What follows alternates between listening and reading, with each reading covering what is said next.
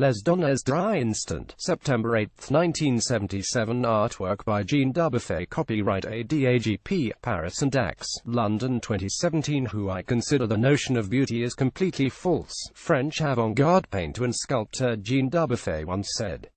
I refuse absolutely to assent to this idea that there are ugly persons and ugly objects. Single-minded, eccentric and rebellious, Dubuffet, who lived from 1901 to 1985, dropped out of art school in his late teens, disillusioned with academic training and the burden of cultural traditions.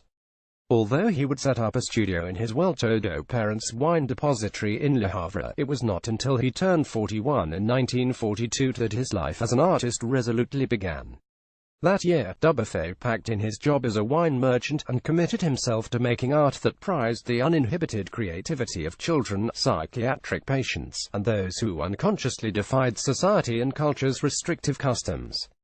Soon, he would dub this kind of work la brut, raw, naive art, made by individuals unsmirched by artistic or intellectual trends. At a time when war and destruction had brought the role of art into question, and when Pollock was attacking canvases with paint, in Paris, Dubuffet was in quest for new and unorthodox methods of representation that would balance the solemnity of tragedy with the need for spontaneity. His early paintings indulged in crude materials such as mud, grass, sand and coal, often morphing everyday scenes into fantastical worlds inhabited by purported puppets of the countryside to lone animals or vagabonds roaming the capital's metro. By the 50s, Dubuffet's childlike, gestural aesthetic, though he hated that term, had sown the seeds of his signature style, echoing elements of graffiti. Over the next few decades, his puzzle-like prints, paintings, and buoyant sculptures, progressively growing in size, would earn him exhibitions at the Guggenheim, Tate Gallery, and Stedelijk Museum, among others, cementing Dubuffet as one of the most characterful artists of the 20th century. Cite avec auto, November 12, 1979. Artwork by Jean Dubuffet. Copyright ADAGP, Paris and DACS, London 2017. What now, a long-awaited exhibition at Pace, London, is celebrating Dubuffet's monumental Tête de Mémoire series made between 1975 and 1978.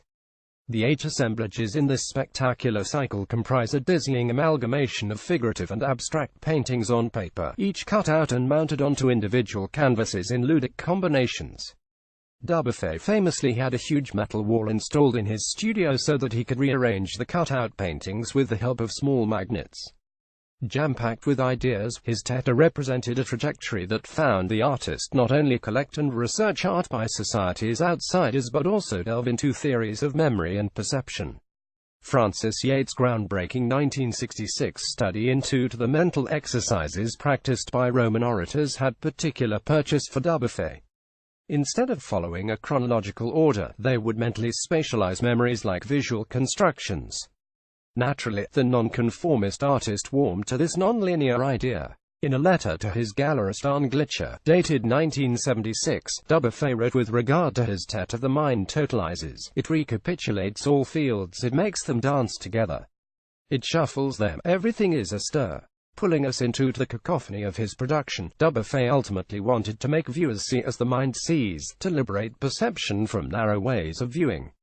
Sequence 18, April 2, 1979. Artwork by Jean Dubuffet. Copyright ADAGP, Paris and DACS, London 2017. In his wider work, this urge for multi-layered viewing experiences chimed with the artist's multidisciplinary approach. Preceding the Tête, his glorious 12-year-long project La Loupe spanned life-size sculptures, paintings and architectural environments, and gave birth to a theatrical production named Cuckoo Bizarre, which looked as kooky as it sounds. The project also included an Instagram gold mine for tourists visiting the northern town of Péronnier Gargantuan polyurethane-painted garden, proffering viewers a veritable chance to enter his imagination and to live his art.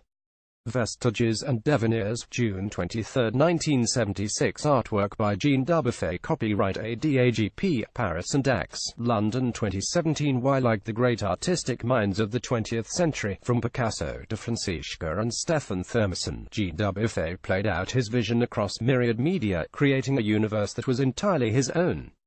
His commitment to thinking outside the box influenced a throng of artists from Keith Haring to Basquiat, but his trademark style, childlike, schematic and graphic, was less concerned with wild and wonderful surfaces than it was with the effects this had on our mind.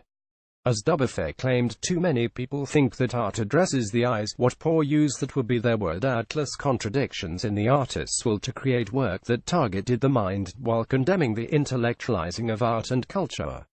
Still, his aims were well placed to topple complacent, passive forms of viewing.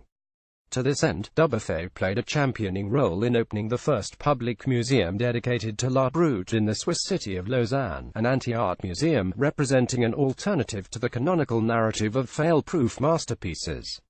While scholars, ironically, had little trouble in slipping Dubuffet's own art into the history books, his legacy is one that will forever honor eccentricity. Jean Dubuffet Têtes de Mémoire runs until October 21, 2017 at Pace Gallery, London.